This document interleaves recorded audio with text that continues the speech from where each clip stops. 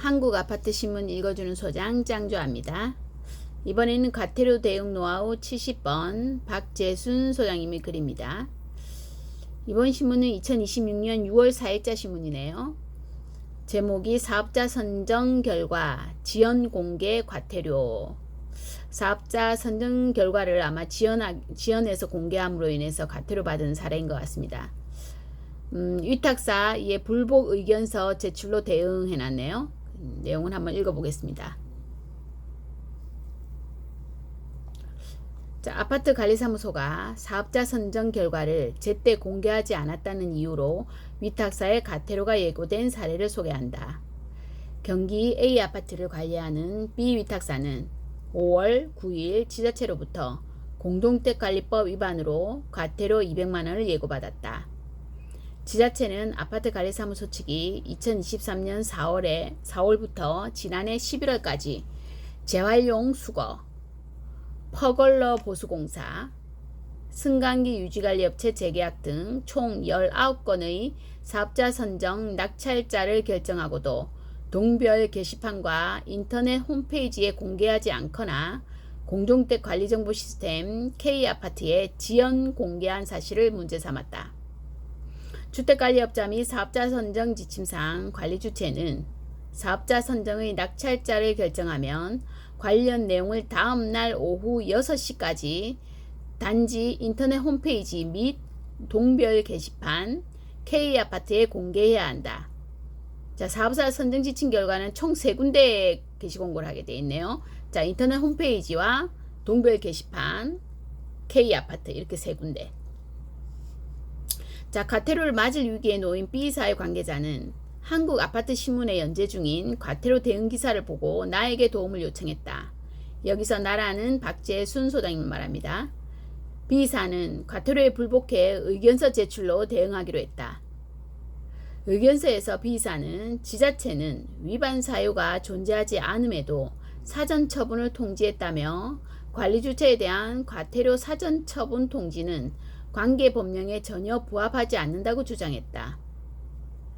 과태료는 공동주택관리법령상 전자입찰 방식으로 사업자를 선정하지 않은 경우, 경쟁입찰에 해당하는 사업자 선정을 경쟁입찰로 하지 않은 경우, 입주자 대표의 감사가 입찰 과정 참관을 원하는 경우에도 불구하고 참관하지 못하도록 한 경우의 위반 사유가 있어야 부과할 수 있다는 논리이다.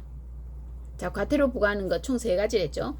전자입찰 방식으로 사업자를 선정 안 했을 때, 500만원 이상 전자입찰을 꼭 해야 되잖아요. 그죠? 그걸 안 했을 때, 또는 경쟁입찰에 해당하는 사업자 선정 지침을 경쟁입찰로 안 했을 때, 또는 입주자 대표의 감사가 참관을 신청했는데 그 참관을 못하게 한 경우, 이 3가지가 어떻게 보면 사업자 선정 지침의 과태료 사항이다 라고 얘기를 한 거죠. 자, B사는 또 지자체는 과태료를 예고하면서 질서위반 행위 규제법에서 정한 과태료 처분 권한을 임의로 확대 해석한 것이 명확하다고 지적했다. 질서위반 행위 규제법에는 법률에 따르지 아니하고는 어떤 행위도 질서위반 행위로 과태료를 부과하지 않는다라고 돼 있다.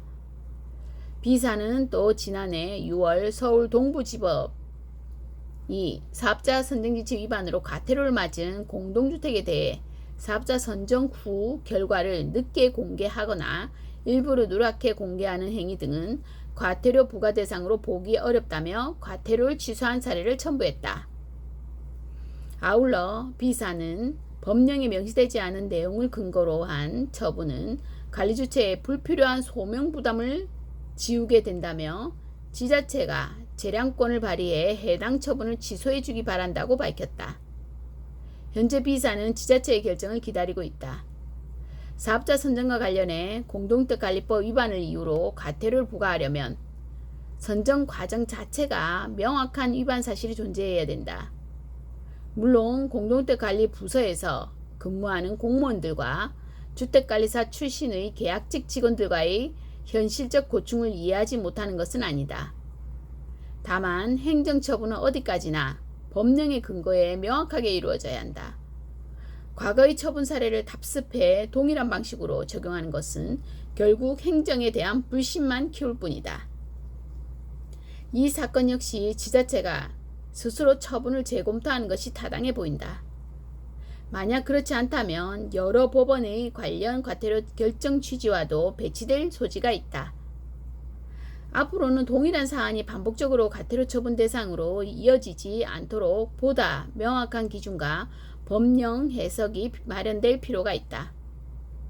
현장에서 혼란이 반복되지 않기 위해서는 처분권자의 정보 공유와 관계 법령에 대한 이해 역시 더욱 중요해질 수밖에 없다.